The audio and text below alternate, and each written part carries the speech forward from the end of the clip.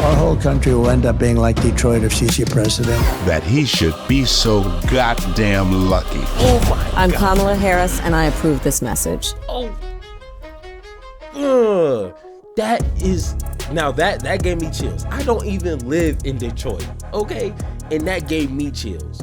All right, so it's not complicated to understand the primary role of a politician, all right? Cricket or not, the primary objective for a politician is to go into these states, especially when it's during election time, go into these states and present yourself to be a leader that can inspire and at least like set a path forward for people to have opportunity to flourish economically, just education, wages, everything. Like you're supposed to present yourself as someone who can make things happen. All right. If they're lying or not, that's at least supposed to what they're supposed to do. You know, pretty simple. When individuals are going into hostile territory, like Trump going to Denver, going to California, places where it's been historically blue or pretty solid blue. He came to my home city, Aurora, Colorado, where it's blue, like deeper than the ocean blue, but he still came, which I respected. And even when you're going into those states that you know you're not going to really win, you want to go and at least to try to position yourself as a unifier, someone who's like, hey, I know you're not going to vote for me, but I want you to know if I win, I'm going to be president of all Americans. And I'm not going to single you guys out. I'm not going to, cast you guys aside. I'm going to treat you with the love and respect I give people who are voting for me. Now, we know that's not Trump, but that's what a politician is at least supposed to do. But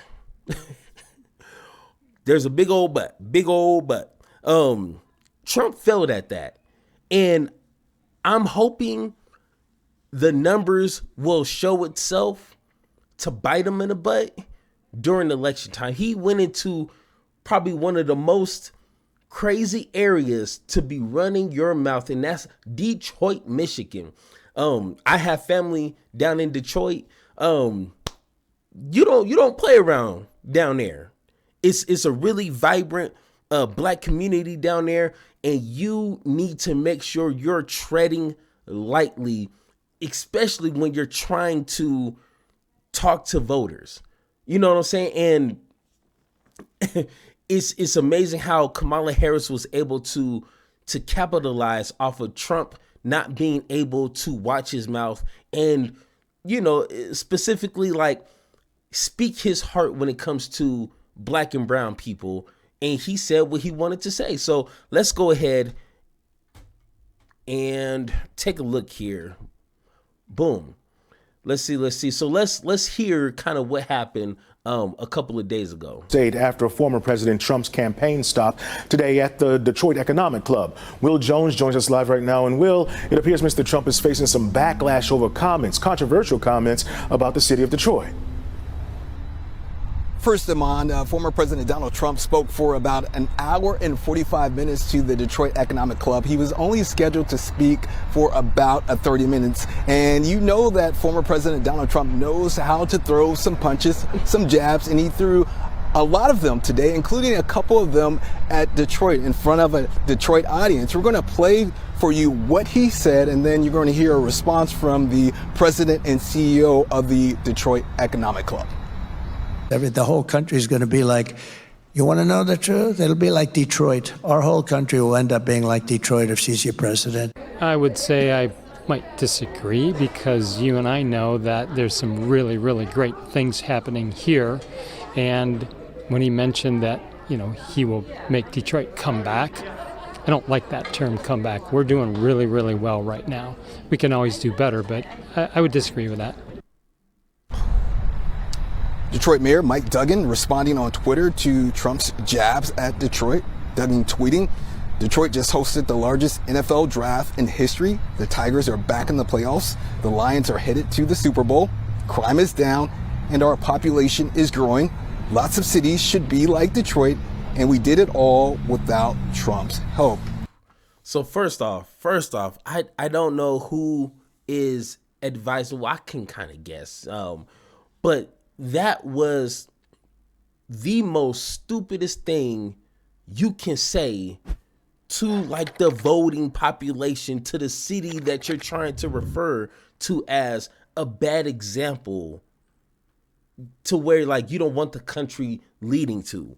And yes, we already know Detroit had its kind of hurdles when it comes to a lot of jobs moving out, just a lot of like economic instability and a lot of things that people, at least the citizens couldn't control. So, it's a long list of things that need to be repaired, and hearing from the mayor, they're on their way up, which is good, and if Trump was half intelligent, he could have made it seem as if, you guys built this city is growing, crime rate is down, which, he's never going to admit, but you can build on top of that. You don't go to the voters and essentially say your city, your town, your state is trash, and we don't want the rest of our country to be like your trash.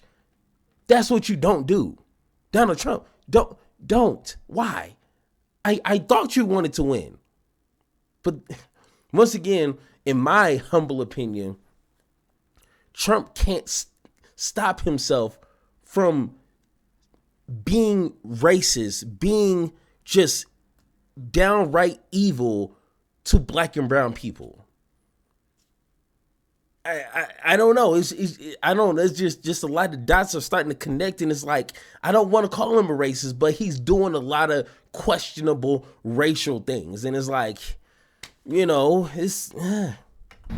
I reached out to the Trump campaign today to see if they want to clarify his remarks about Detroit. We haven't heard back yet, and we decided to choose this location, Michigan Central, for the backdrop of our live shot to show what Detroit is doing these days. Back to you, Damon. Will, what's the Harris campaign saying about former President Trump's remarks today?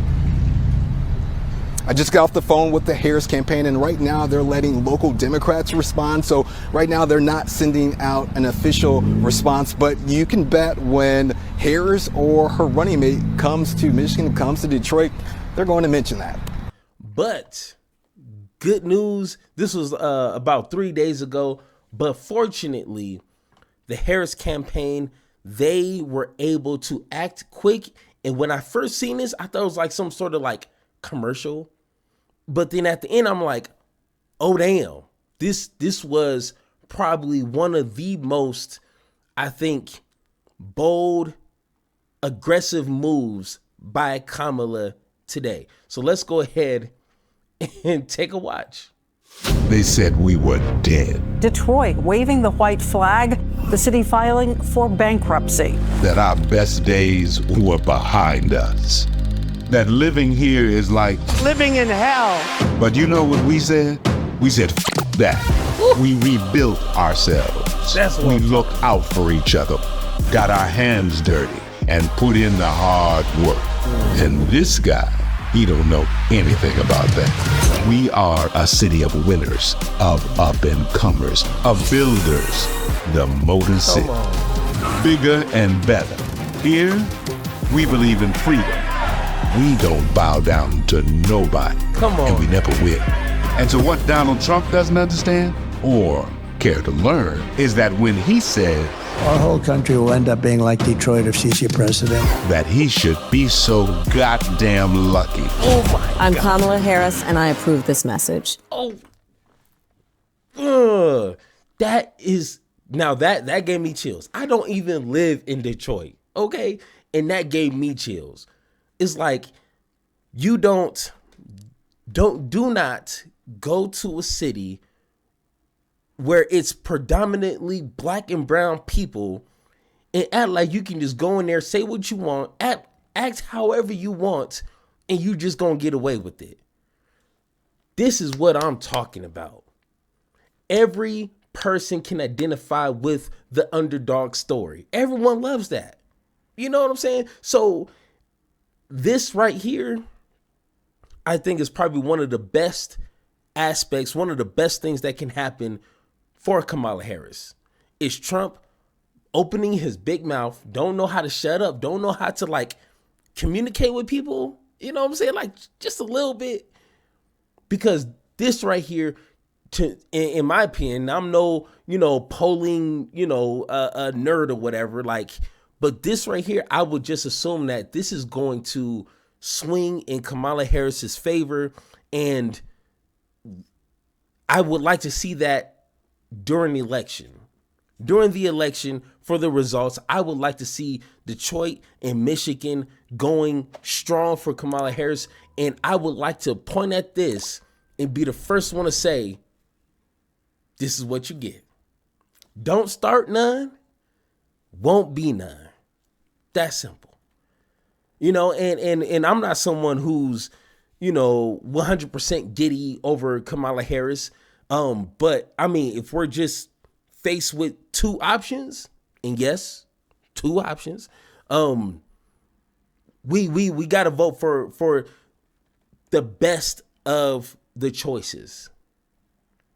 And if that's Kamala Harris, then damn it, I need Kamala Harris to do what she needs to do to make sure she wins. And of course, nothing illegal, but she needs to, like she just did, capitalize on stupid fumbles that Trump loves to do, capitalize on that and show that she can be someone who can be what I listed off at the beginning of this video, someone that can inspire and give people hope and at least like some sort of pathway to a better life.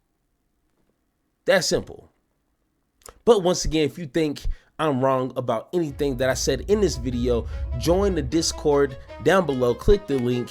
And if you just want to comment down below, of course, go ahead and do that. And like always, let's have that conversation.